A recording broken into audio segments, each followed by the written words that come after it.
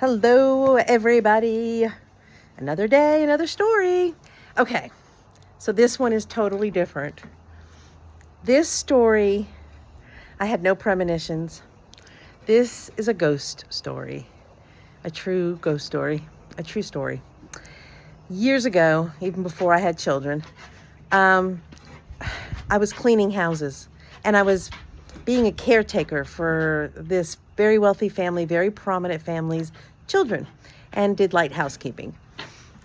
So they had two boys and a girl. I never ever saw the girl. She was older. She was actually my age. But the two boys, one was 6 and one was like 9 or anyway. So I took care of these kids, did everything for them. The house was this very old antebellum, beautiful, historic home. It used to be, back in the Civil War, it was a hospital. It was also a brothel.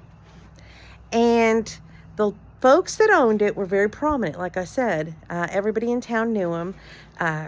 Anyway,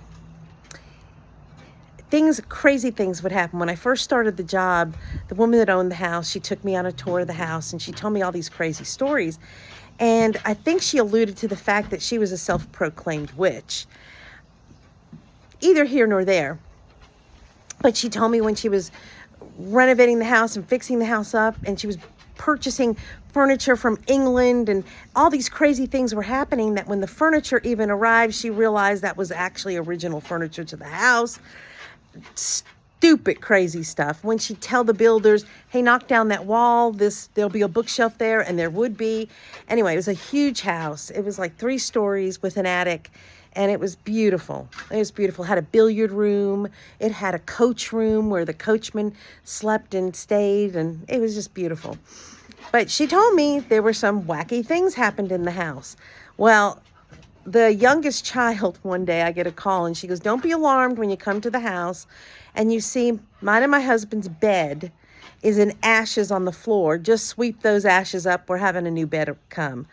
And she said, yeah, my youngest son set the bed on fire.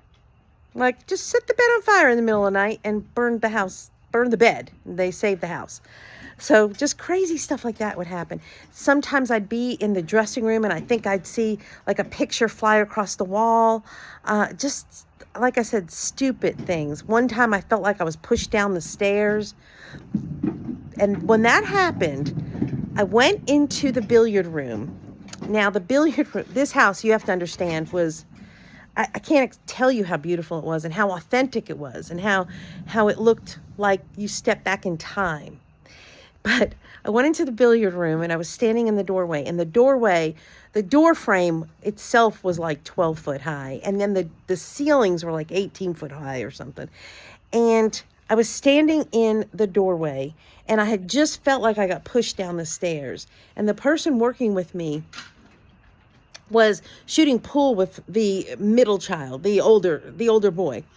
And I said, I just feel like I got pushed down the stairs and this is really starting to creep me out.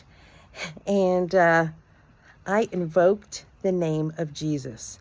And I said, in the name of Jesus, I command everything evil to leave this house. And right at that exact moment, there was a giant moose head above the door. And it fell on my head and knocked me out unconscious. I had to go to the hospital. I still have the bump in my head. I had to get many, many, many stitches. Well, suffice to say, I never went back to that house. And then I found out the house burned to the ground. It was crazy spooky. There were so many different things. Then years later, I found out other stories about this woman, but things I heard from other people. The things I saw were enough to make me a believer. The upstairs attic room was cold. An attic room shouldn't be cold. It was very bizarre. It was very bizarre. And they took everything with stride. They're like, oh yeah, when you unmade the bed in the coachman's room, it looked like somebody was laying in it. Then you make the bed back and it looked like nobody was laying in it. It was freaky.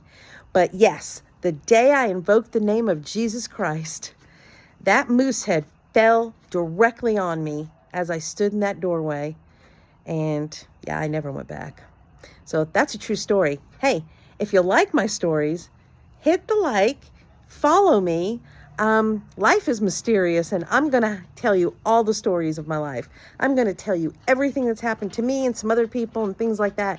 Some are about my gifts of being an empath and having the gift of discerning spirits. Others are going to be things like this, things that have happened. Some are going to be pure, unadulterated miracles. So if you like my story, like and follow, and I'll see you guys later. Bye.